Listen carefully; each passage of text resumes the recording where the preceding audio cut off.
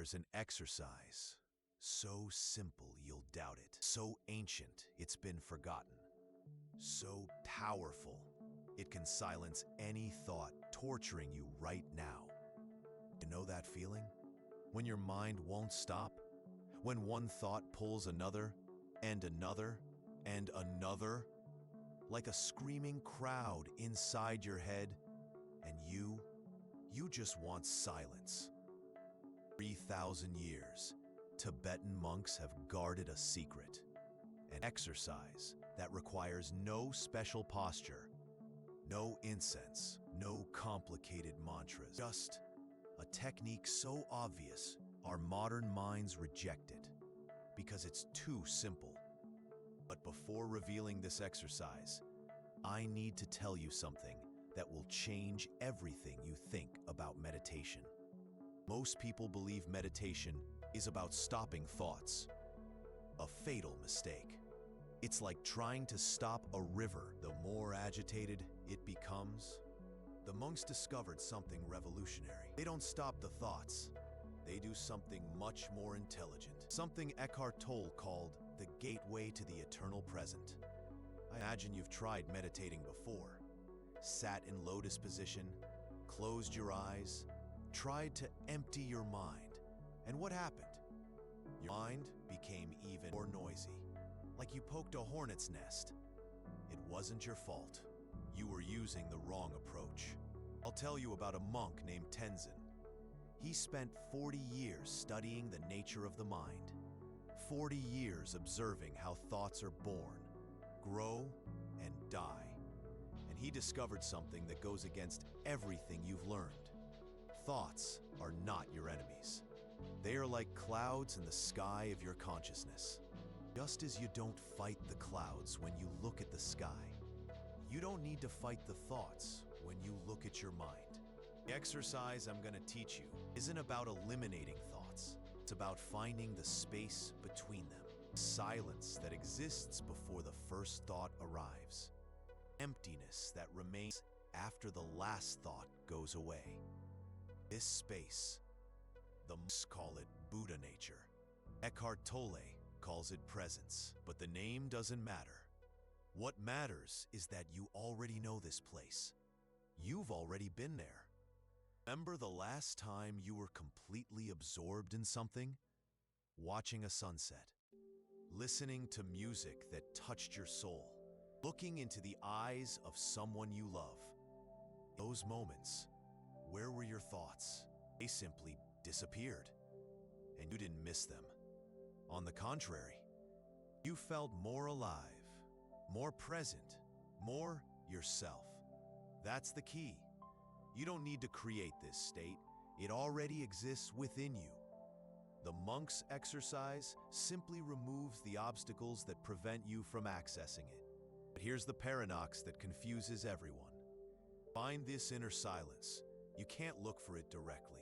It's like trying to catch your own shadow. The more you chase it, the more it eludes you. The monks discovered there's an indirect path, a side door, a trick so elegant it seems like magic, but it's pure science of consciousness. I'll reveal this exercise in a moment, but first, I need to warn you about something important. Something that may determine whether this technique will work for you or not. Our modern minds are addicted to complexity. We believe that if something is simple, it can't be powerful. That if it doesn't hurt, it doesn't work. That if it doesn't require effort, it's not worthwhile. This is the first obstacle you will face. Your mind will try to reject this exercise for being too easy. It will say, "This is nonsense. This won't work. It needs to be more complicated." Let me tell you about Emily, 42-year-old executive. Always a racing mind, chronic insomnia, constant anxiety. She tried everything: therapy, meditation apps, mindfulness workshops. Nothing worked completely, till she learned about this exercise from the monks. In the first week, she thought it was ridiculous. How can something so simple, solve something as complex as my anxiety. But she persisted, out of curiosity, out of desperation, because she had nothing left to lose. In the second week, something changed. It wasn't an instant miracle. It was something more subtle. Someone had turned down the volume on the radio of her mind. Thoughts were still there, but less urgent, less desperate. In the third week, she had her first experience of true mental silence. It lasted only a few seconds, but they were the deepest seconds she had ever experienced in her adult life. Today, 2 years later, Emily practices this exercise every day, not out of obligation, pleasure, for the addiction to silence, for the love of the peace she found within herself. And what was the difference between Emily and all the other techniques she had tried? Emily stopped fighting, stopped trying to control, stopped forcing silence, and started doing something completely different. Something that goes against all her instincts about how the mind should work. She started to observe. Not observing thoughts trying to analyze them, not observing trying to change them, not observing trying to stop them, just observing, like someone watching the rain falling on a window, without haste, without judgment, without an agenda. Here's the secret the monks discovered 3,000 years ago. You observe a thought without getting involved with it. Something magical happens. It loses its power over you. It becomes just a mental event, like a sound that passes, like a sensation that comes and goes. You realize that you are not your thoughts. You are the one who observes the thoughts. And between the observer and the observed, there is a space, a silence, a peace that does not depend on external circumstances. But how exactly do you practice this observation? How do you find this inner space? How do you access this silence that the monks know so well? The exercise I'm going to teach you now has 4 steps. 4 simple movements that will take you directly to the center of yourself, the place where your true nature resides, to the inner sanctuary that no external storm can touch. First step, perhaps the most important of all. You don't need to sit in a special position. You can be walking. You can be washing dishes. You can be in traffic. The position of the body doesn't matter. What matters is the position of your attention. Breathe normally. Don't try to control your breath. Just observe the air coming in. Observe the air going out, as if you were a scientist studying the phenomenon of breathing for the first time. Here's the key. When a thought appears, and it'll appear, don't try to expel it. Instead, gently, delicately, return your attention to your breath. It's an exercise, so simple you'll doubt it, so ancient it's been forgotten, so powerful it can silence any thought torturing you right now. Know that feeling? When your mind won't stop? When one thought pulls another, and another, and another, like a screaming crowd inside your head. And you just want silence. For 3,000 years, Tibetan monks have guarded a secret, an exercise that requires no special posture, no incense, no complicated mantras, just a technique so obvious, our modern minds reject it for being too simple. But before revealing this exercise, I need to tell you something that will change everything you think about meditation. Think of it like redirecting a distracted child back to their play. No irritation, no frustration, no sense of failure, just a gentle redirection, like a leaf falling into a river, carried by the current. Second step. This one will surprise you. When your mind is calmer, not completely quiet, but less agitated, pay attention to the silence between thoughts, that small empty space that exists before the next thought arrives. At first, This space may only last a fraction of a second. It's like a flash of light between two dark clouds. It's there, and you can learn to recognize it. The monks call this space primordial mind, the original state of consciousness, before conditioning, before worries, before the noise of modern life. Third step. Here's where the magic really happens. Instead of trying to expand this space of silence, simply rest in it. Like finding a clearing in the forest and deciding to sit for a while. No pressure, no rush, no expectations. If a thought appears and breaks the silence, don't worry. It's normal. It's natural. It's part of the process. Simply return to the first step. Breathe. Observe. Gently redirect. And if the silence lasts longer, wonderful. If it lasts less, also wonderful. The goal isn't performance, it's intimacy. Intimacy with your own essential nature. Fourth step, the most subtle of all. After a few minutes of practice, or a few seconds if it's your first time, simply stop. Open your eyes if they were closed. Return to your normal activities, but carry with you the memory of that silence, as if you had visited a sacred place and brought back some of its energy to the everyday world. Because here's what the monks know, what most people don't realize. Silence isn't something you only find in meditation.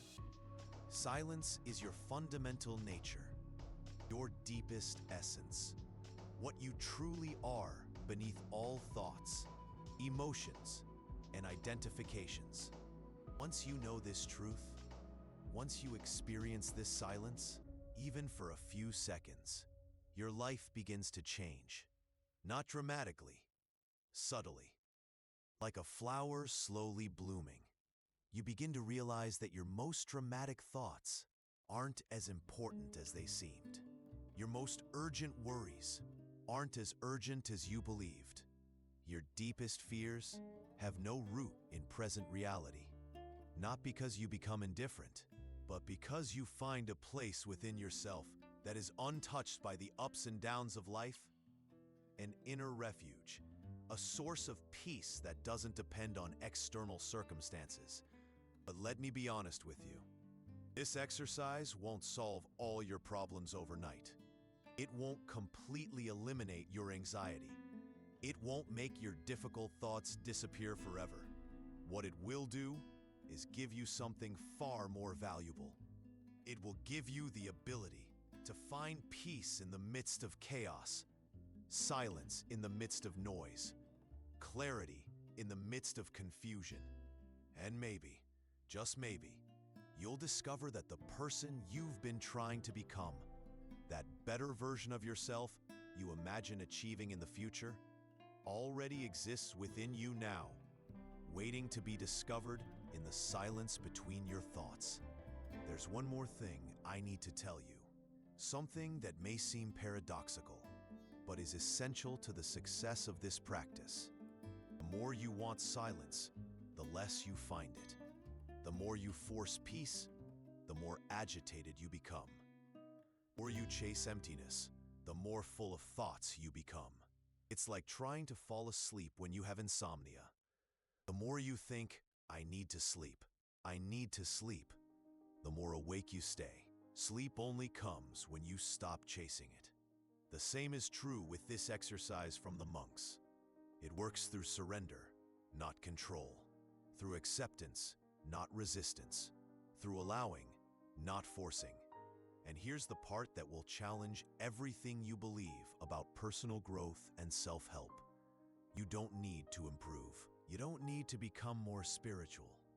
You don't need to achieve a special state of consciousness. You are already complete. You are already whole. You are already perfect, exactly as you are now.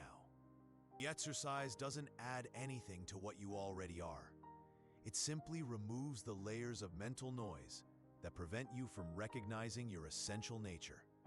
It's like wiping the dust off a mirror. The mirror doesn't become more of a mirror. It simply reveals its natural ability to reflect. Let me tell you about Marcus, 58-year-old entrepreneur, an analytical mind. He's questioning, always doubting, always seeking the logic behind everything. Marcus first encountered this exercise. His initial reaction was skepticism. How can something so simple have a real impact? Where are the scientific studies? What's the neurological explanation? He wanted proof before practicing. He wanted to understand before experiencing. He wanted guarantees before committing. After 3 months of researching meditation, neuroscience, and Tibetan Buddhism, Marcus realized something fundamental. He was using the mind to understand something that transcends the mind. It was like trying to measure the ocean with a teacup. So he did something that went against all his instincts. He stopped analyzing, and he started practicing. In the first few days, his analytical mind continued commenting on everything. This is nonsense. You're wasting your time. This has no scientific basis. But Marcus had learned to recognize these comments as just more thoughts, clouds passing in the sky of consciousness. And slowly, very slowly, he began to notice something extraordinary. Between the analytical thoughts, there were spaces of clarity, moments of quietude that needed no explanation, experiences of peace that transcended any concept or theory. Marcus discovered that there is a form of knowledge that doesn't pass through the mind, an intelligence that doesn't need words, a wisdom that emerges from silence. Today, 5 years later, Marcus is still analytical in business. He still questions, he still thinks, but he is no longer a slave to his own thoughts. He knows there is a place within him that cannot be touched by analysis, a sanctuary of peace that needs no justification. And you know what the turning point in Marcus's journey was? It wasn't when he understood the exercise intellectually. It was when he stopped trying to understand, when he surrendered to the mystery, when he accepted that some experiences are too profound to be captured by concepts. Now, I'm going to teach you an advanced variation of this exercise, something the most experienced monks use when they want to deepen their practice even further. First, you need to understand something crucial. This variation isn't better than the basic version. It's not more spiritual. It won't take you to a more elevated state of consciousness. It's simply different, like different doors leading to the same secret garden. The advanced variation is based on a surprising discovery the monks made over the centuries. They realized that our most disturbing thoughts, our deepest fears, our most obsessive worries, they all have something in common.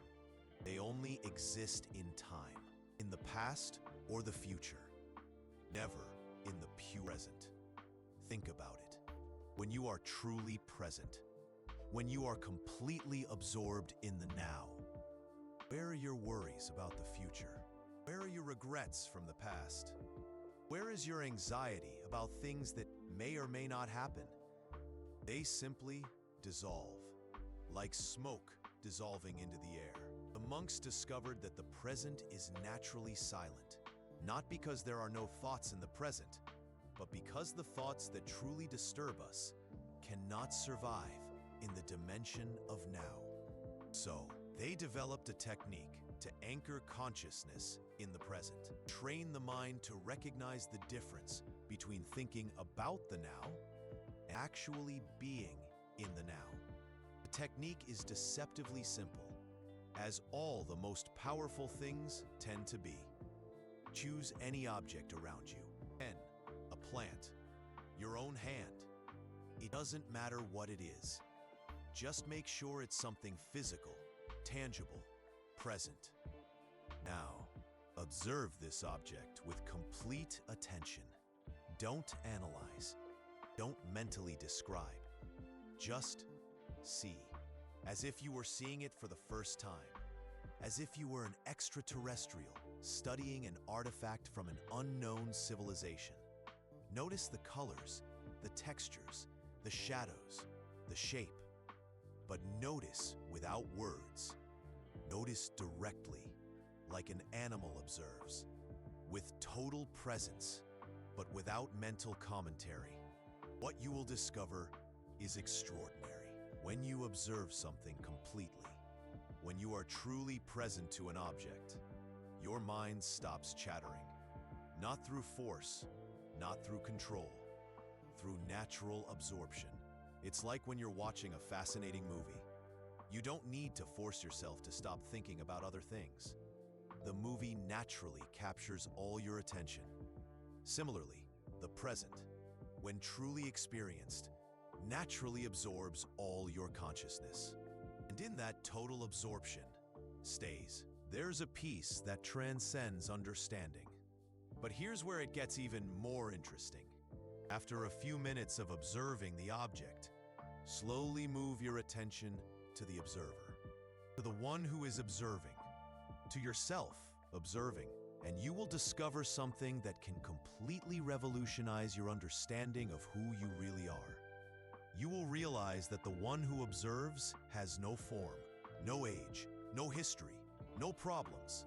It is pure consciousness, pure being, pure silence, aware of itself. The monks call this recognition of the original nature. The moment you realize that your true identity is not your thoughts, emotions, or personal stories. Your true identity is the consciousness in which all of this appears and disappears, like the sky that remains unchanged while the clouds come and go.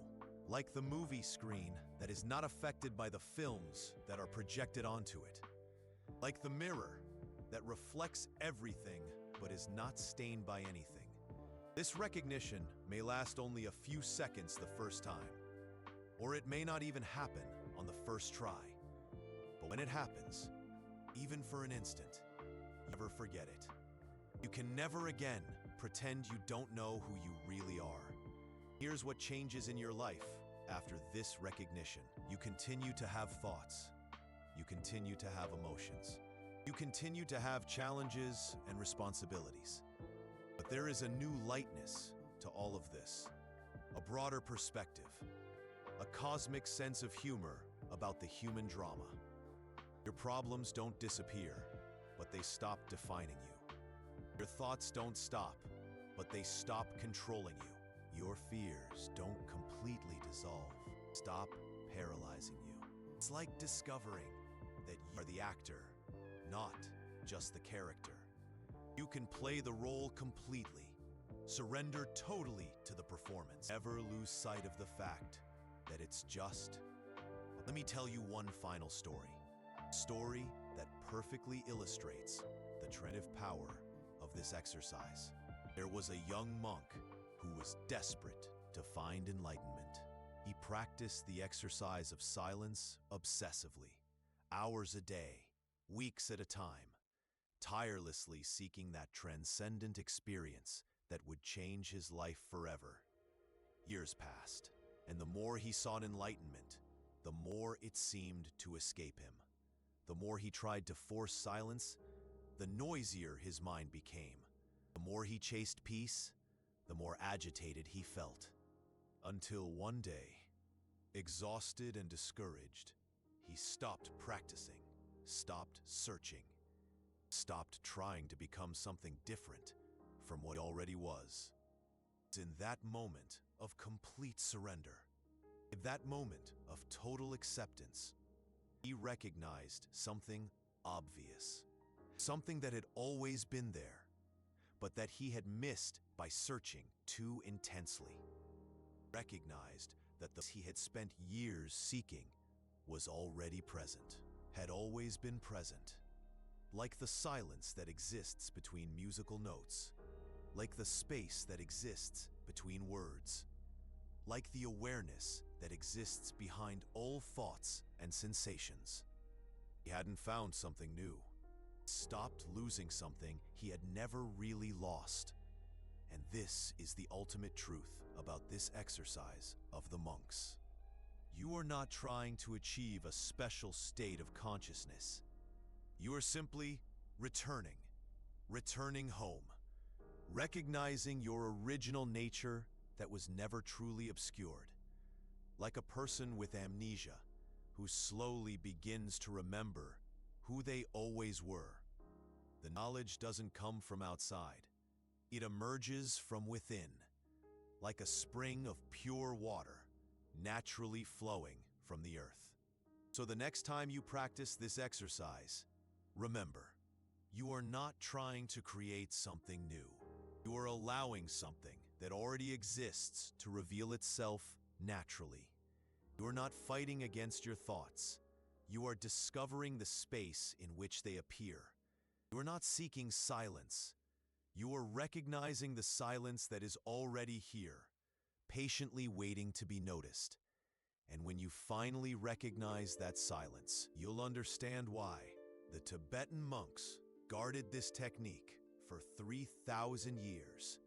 Not because it's secret or exclusive, but because it's so simple that only truly humble hearts can receive it. So obvious that only truly quiet minds can recognize it.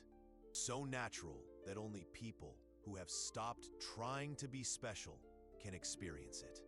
The monk's exercise won't make you more spiritual, won't make you better than other people. It won't solve all your problems or eliminate all your challenges. What it will do is remind you of something you already knew, but had temporarily forgotten. That within you, beneath all the thoughts, worries, and identifications, there exists a place of perfect stillness, a sanctuary of silence that cannot be disturbed by any external storm. Maybe, just maybe, that's all.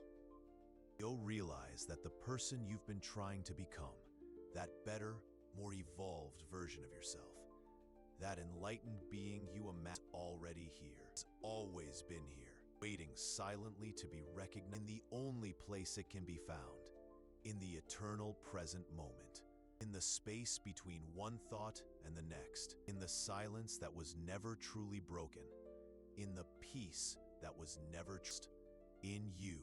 Eckhart Tolle speaks of this presence, this stillness. This is the key. This is the secret. This is the path. Find it, embrace it, live it.